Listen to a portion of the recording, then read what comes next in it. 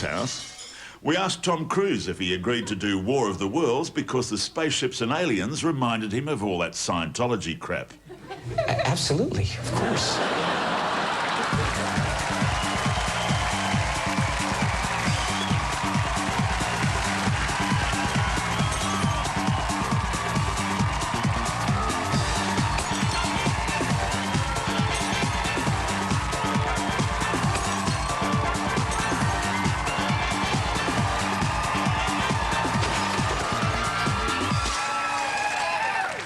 It's the Dalai Lama's birthday.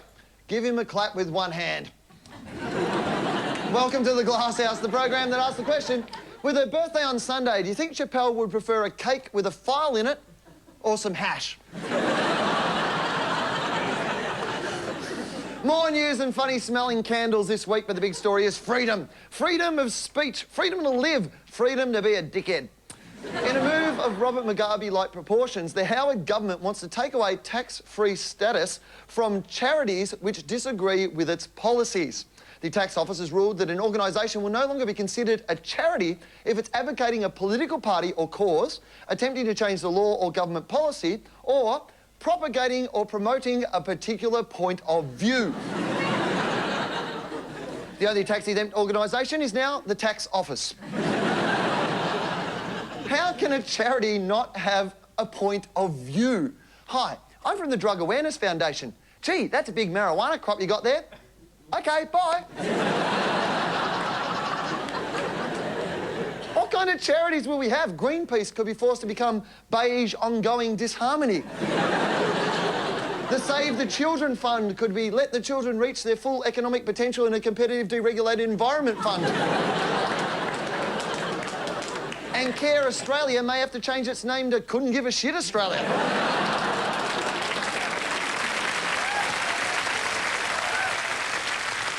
In a great example of free speech, the manager of a Japanese fast food chain, which is selling whale burgers from the scientific research program, said, "We feel very thankful to the whales for allowing us to make the burgers." Yeah, get some orca on your forker. This explains why whales keep beaching themselves. Put me in a burger! Me too! Me too! The restaurant says it'll sell 200 whale burgers a day. And that's not even counting what Krispy Kreme donuts are doing with the blowholes. People kind of went, oh, just because they said blowhole, didn't you? You're our sort of crowd. Thanks. 200 minky burgers a day. There's also a huge increase after last year's fast food failure. Apparently nobody wanted to buy sperm burgers.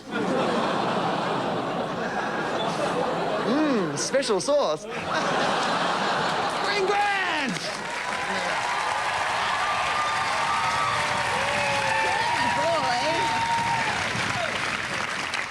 Domestic news, washing machine.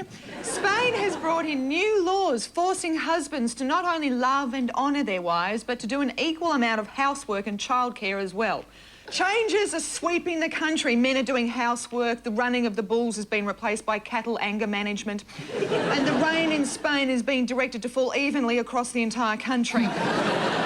But in exchange for Spanish men doing housework, the women will have to join the army, grow twirly moustaches and pinch their own bums. The men spend only 51 minutes a day on childcare to their wives' average of 6 hours. Then again, there's only so much breastfeeding a guy can do. The new law is pretty harsh, though. If men fail to comply, they could end up in prison. Imagine that. What are you in for? I didn't vacuum. A similar movement to update wedding vows is underway here in Australia. Aussie grooms will soon have to promise to love, cherish and foreplay. Dave Hughes!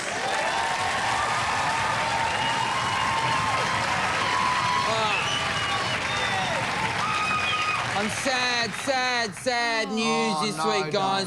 Did you hear about it? One of the 12 apostles has collapsed. Yeah, fair enough, I say. He's been waiting for Jesus to come back for 2,000 years. Not waiting forever. I'm obviously not talking about one of Jesus' disciples. I'm talking about the rock formation off the Victorian coast, all right? For the first time on Sunday morning, one of those apostles collapsed. Now there's only 8 left. So at this rate, if we lose another 2, they'll all be gone. That sounds... You're not with me on that, I know. That's because I found out there was only ever 9 apostles. Never was 12. Apparently they called it the 12 apostles because the 9 rocks wasn't catchy enough.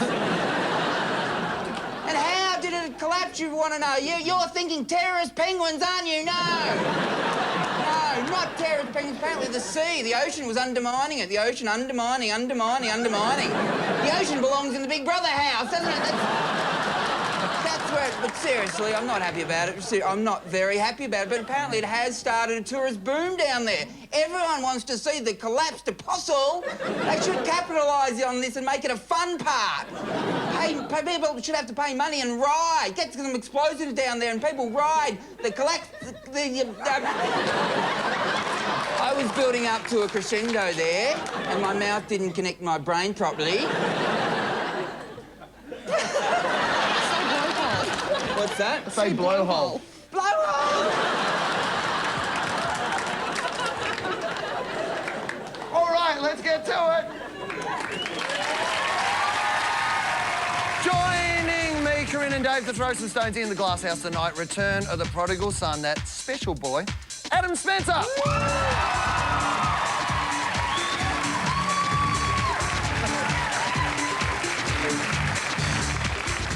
And the Federal Labor member for Adelaide, the rising star, Kate Ellis.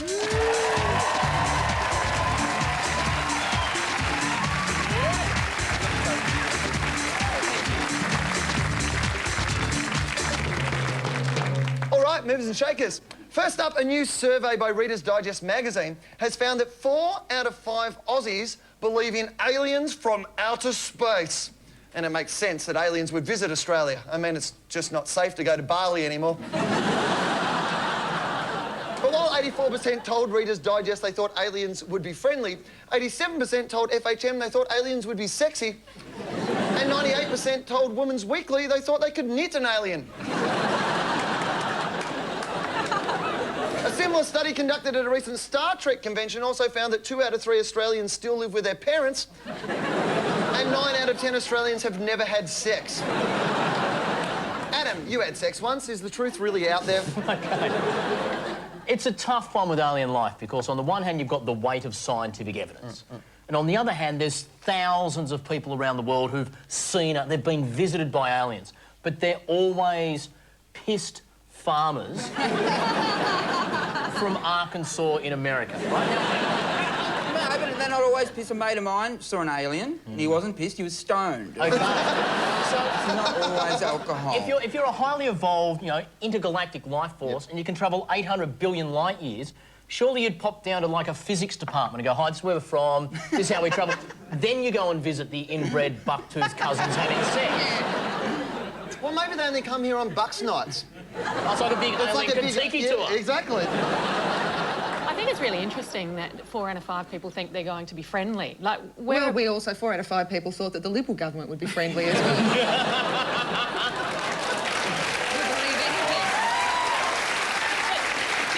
Let's be honest. 4 out of 5 voting Australians think John Wood is a real cop.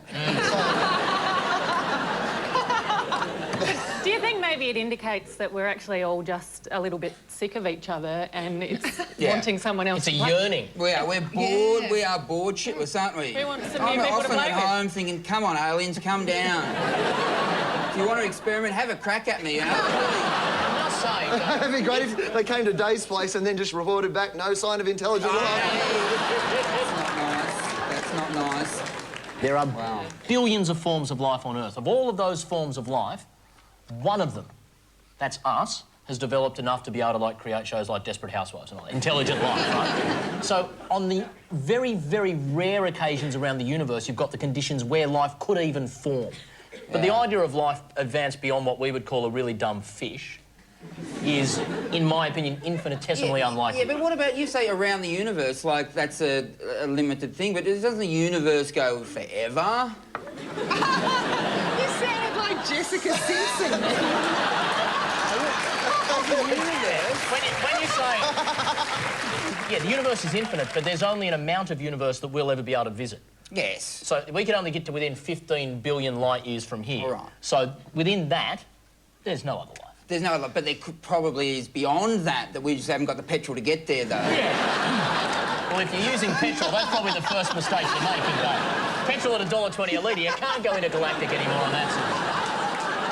I don't know why we're trying to search for intelligent life in the universe when we could search for intelligent life in rugby league. Yeah, well, I think that's been proven to be a fallacy. Yeah, easy to find in the universe. No, put on rugby league and go to the bloody origin. If aliens did, like, I mean, if aliens rocked into, like, you know, Australia, and they, and, like, what, is there a government contingency plan for, like, alien invasion? There must be, like, some, like, book somewhere where that sort of stuff's been thought about, isn't Have you got a bunker, there? Kate, that you go to hide in? No, well, there may be a government plan, but they're certainly not including the opposition backbenchers in all of that. I'll still be sitting behind Kim, just nodding. Well, that's what I love, because in Parliament, but people might recognise, Kate, you're the one in Parliament, aren't you? Just a couple back from Kim on the left, but your head, this is the first time I've ever seen that half of your head. It's true, though. Because the thing was, when Mark Latham was there, you were, like, in full view, but now that Kim's there, nothing. Like that. So we need Kim Beazley to lose weight before we're going to be able to see the boast. I mean, how's he No, that's why I come on the Glass House. You can see the whole lot. And you're very good on you.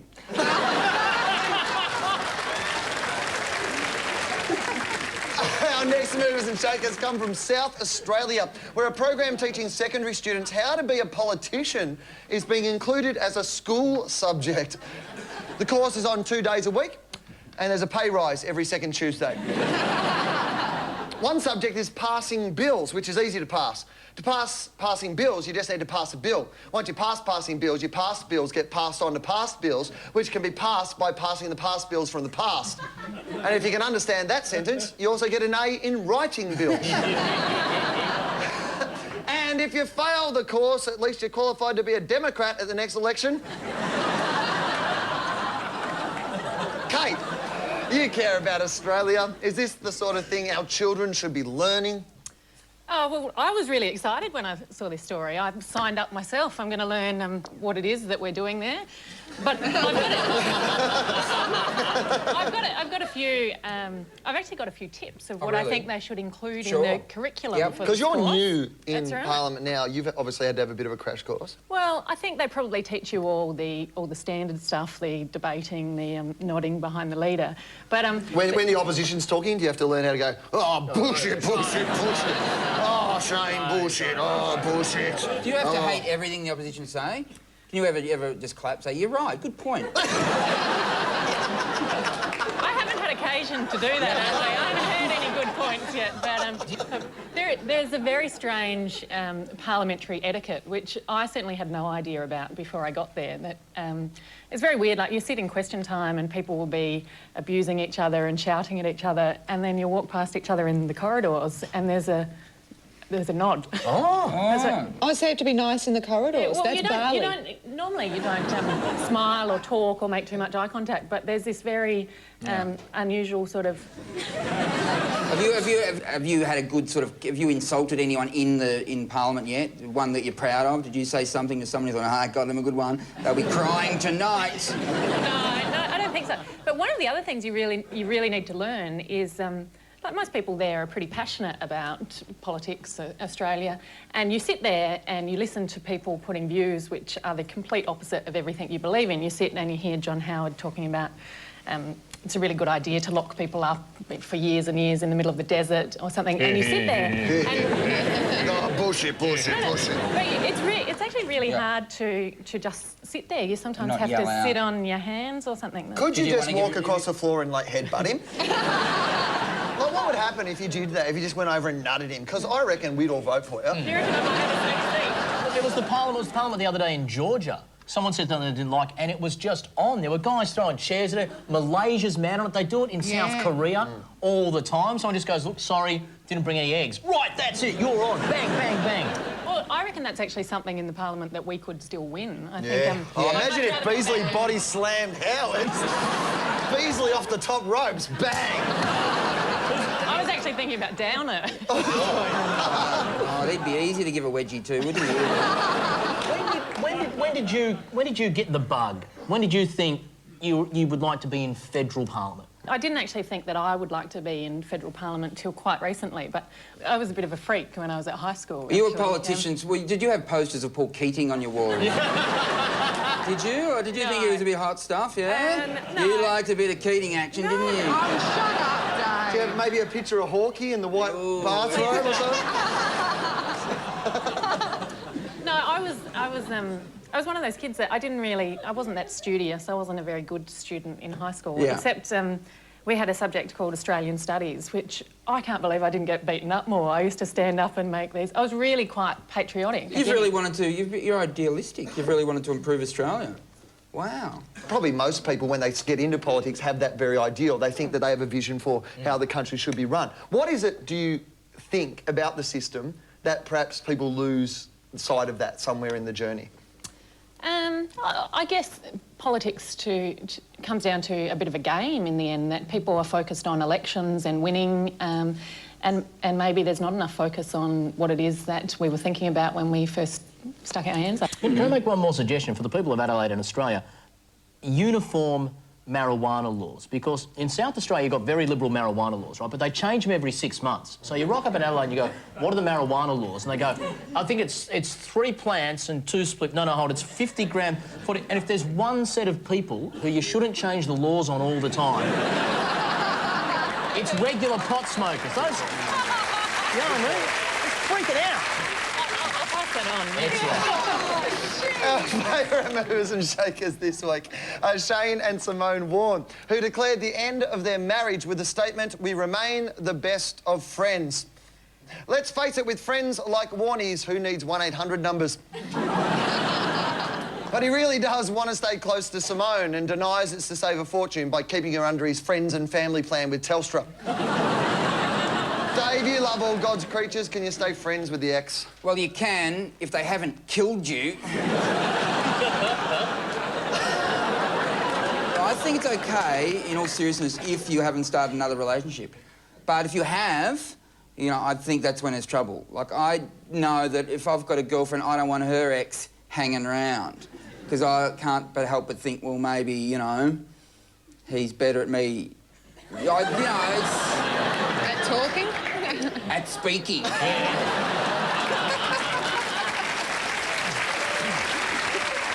What's with Warnie and Simone, though? This is just like... I love what... He's so stupid. Like, God bless him, but he is... some of that peroxide has leaked into his brain, hasn't it? Yeah. Because he just... I love where he said, I moved to England to get away from the prying eyes of the press. To England! That's like Amanda Vanstone wanting to go on a diet and moving in with Willy Wonka.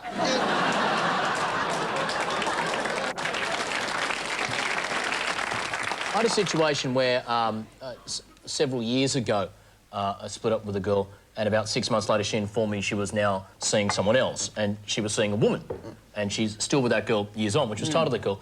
And I was going out with another woman a bit later who split up and started seeing a woman. I swear this is true. In a period of 18 months, I had 4 exes in a row decide to explore the broader aspects of female relationships. It was an 18-month period I refer to as the streak, in which See, the weird thing was, I thought you and KD Lang were such a solid couple. Well, what were you doing to turn them? I mean, was it... You see, Dave, I like to describe it as the Mount Everest complex. Once you climb Mount Everest, you don't go climbing Mount Kosciuszko. As a friend of mine said, I once voiced that theory in front of a friend of mine, and she said instantly, yeah, but you don't take up caving either. Don't know. Could be anything. Can I ask, Kate, could you date someone from the other side of politics? Could you, like, you know, cross the floor for romance? Have you seen the Parliament lately? Is there anyone... The question is, would I? Is there anyone in there? Or if you look across there, is there anyone? I mean, there's a lot of downtime while you're sitting in Parliament. Do you ever look, oh, he's all right? Any of them? No. No one? No. Like, not one single person in the entire... Really? That is exactly what I'm saying. You're saying that every Liberal national politician is ugly. You're saying that to the camera, are you?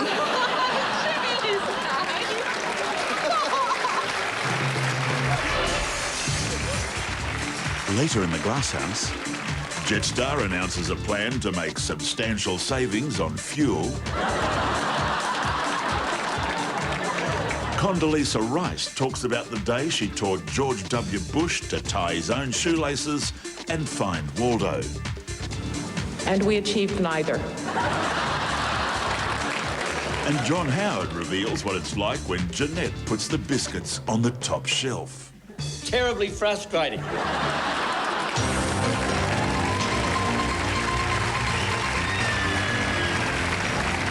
In New York recently, the 9th annual Webby Awards were held, the Oscars of the internet.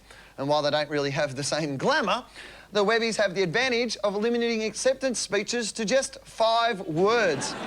How much better would the Oscars be? Instead of all the tears and waffle, Best Actress would be reduced to, I screwed the right guy. And Best Actor, I screwed the right guy. Corrine, what's your 5-word acceptance speech? My 5-word acceptance speech would be... Shouldn't Rove have got this?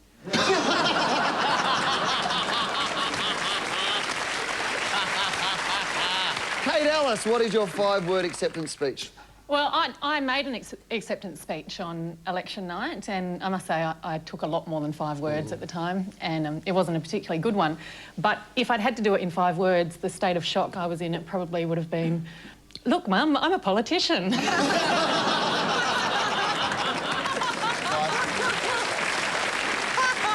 In Ireland, a bloke by the name of Philip McCabe tried to set a world record by having 350,000 bees land on his body. Sadly, he only got 200,000. It would have taken us maybe another 2 or 3 hours to have everybody shake the bees off, and then they would come to me because I had a queen hanging under my chin.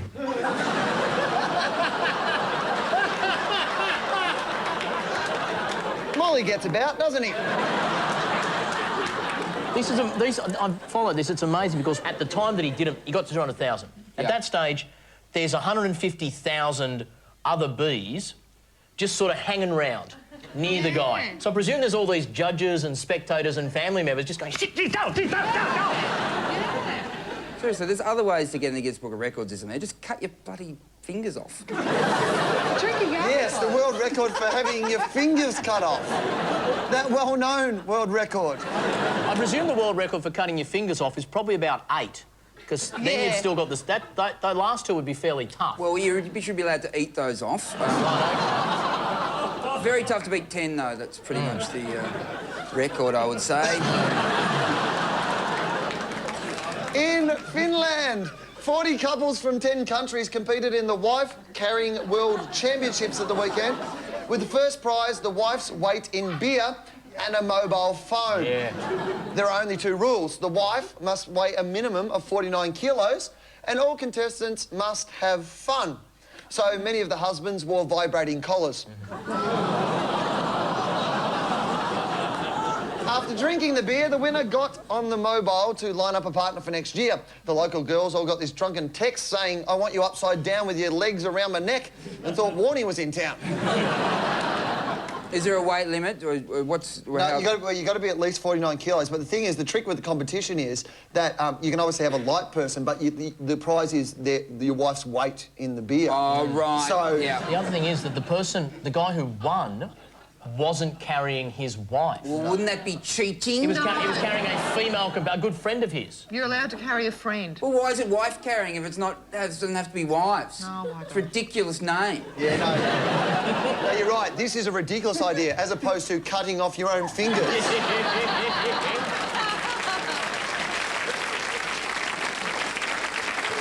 Has your boyfriend ever carried you anywhere, Kate? I think that if we were entering this competition, I'd probably be carrying him. Is he a jockey? Are you going out with a... Because you're reasonably tall. Are you going out with a guy who's shorter than you? No, he's not shorter than me, but I can't believe I'm about to call him Weedy on national television.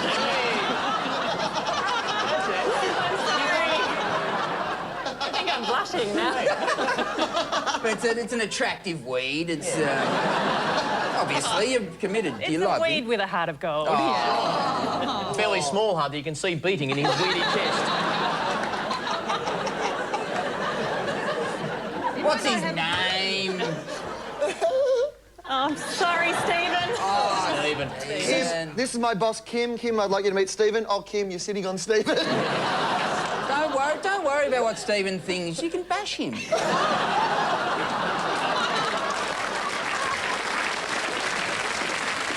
Well, that's the way it is for Wednesday, July the 6th. Thank you, Kate. Thank you, Adam. And let's take a look at tomorrow's headlines. From Le Monde, world unites in song for poor. Poor say, thanks, but we'd rather have money. According to the Daily Telly, Douglas Wood spends time with Canterbury Bulldogs. Felt safer in room with kidnappers. In USA Today, Bush finally responds to G8 calls. G8, you've sunk my battleship.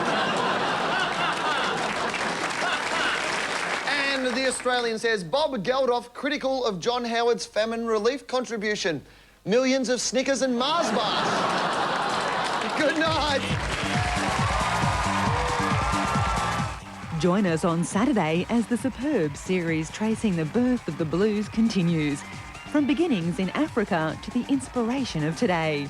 The Blues, a musical journey, returns 10 past 10 Saturday night on ABC.